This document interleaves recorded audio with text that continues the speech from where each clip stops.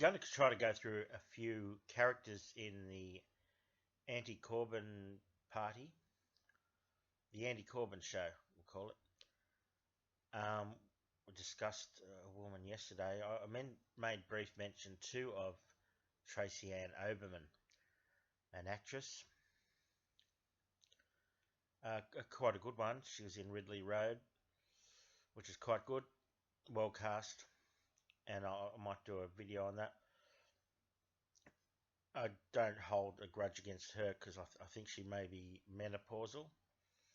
She may be going through the menopause. There was a funny incident where Jez turned up at a local theatre in his own electorate, and she insinuated that he might have been stalking her. That was very funny, and that's sort of indicative of perhaps some hormonal problems. So women are like that at that age. They're very difficult sometimes, and they become very mentally unhinged. So we won't hold it against her. She probably can't help it. Another one, David Baddiel, a comedian, stand-up comedian. I first saw him in 1998. The World Cup show was quite good. I used to watch soccer in those days a little bit when the World Cup was on, and was quite good.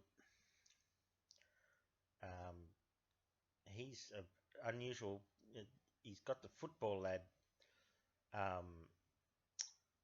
image, but he describes his family as haute bourgeoisie, very rich people. They had a castle, I think, or a very large home, and servants. They owned servants. So he has a bit of a grudge.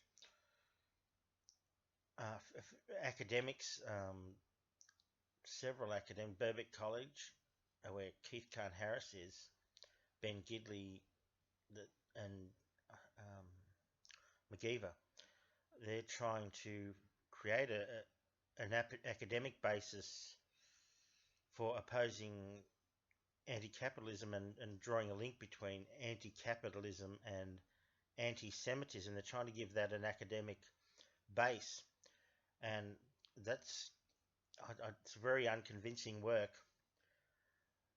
But they're doing their best. Also, the Carn-Harris is with the Pearce Institute.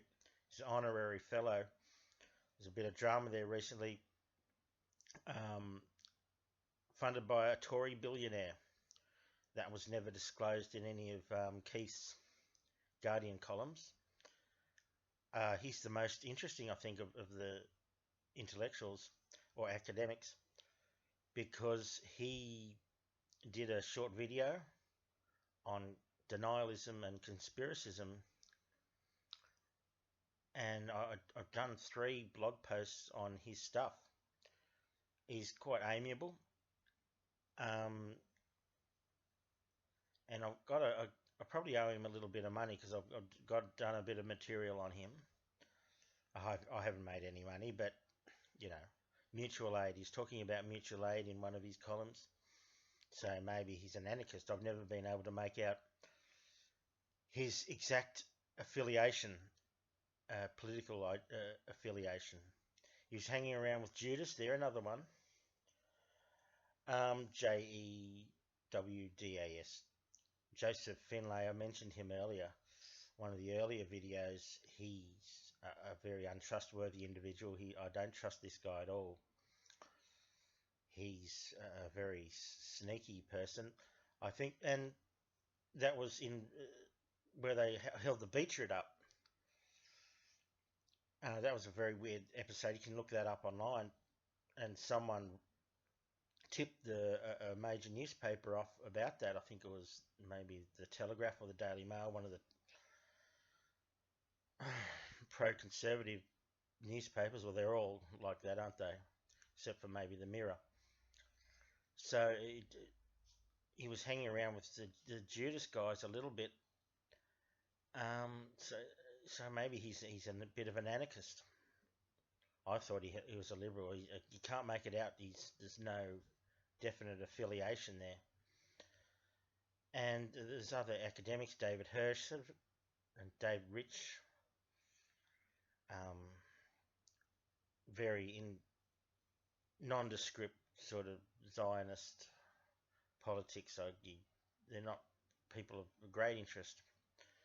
So there's some of the thing. I don't want to talk about the media or the newspapers because there's no real interest in there. There's just endless propaganda. But these are some of the people, apart from Riley, who are involved in this, and it's quite an unusual group.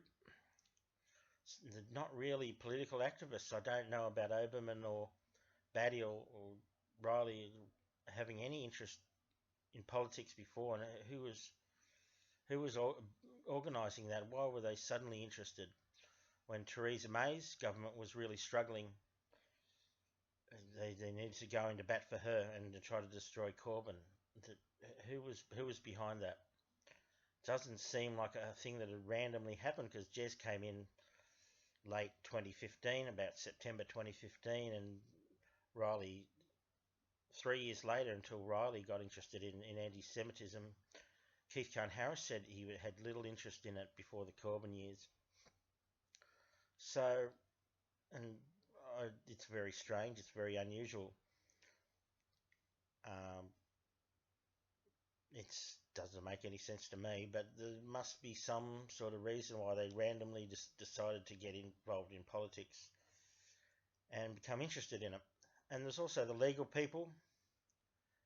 Jeff Samuels, Queen's Counsel, he ran off to Israel. And Adam Wagner, a human rights lawyer, wanted to bring him up because people think that a human rights lawyer is a lawyer who just loves human rights. They're passionate about humans having rights, but that's not what a human rights lawyer is. We have Con the Fruitcake, I call him, here in Australia, who's a hysterical pro-lockdown, pro-vaccine, just a fascist. And Con the Fruitcake, this Wagner guy, is of the same ilk. He drove the Corbyn thing online, and then he was retained, I think, by the CST in a legal dispute, the Human Rights Commission. So he's actually making money out of it. He created a drama out of not nothing, but he's pushed a certain angle, and then he's made money out of it. Financial advantage. Very, very devious person, I think. Very untrustworthy. Yeah, he's a lawyer, obviously, so he's already that. But even by lawyer standards, that's quite extreme. So there are a few of the characters. I won't probably go into too much detail about that, but it's a motley crew, and that's not a music reference, but they're a very unusual group of people, and not a very very nice group of people. A very sleazy and just terrible. Poor old Jezza.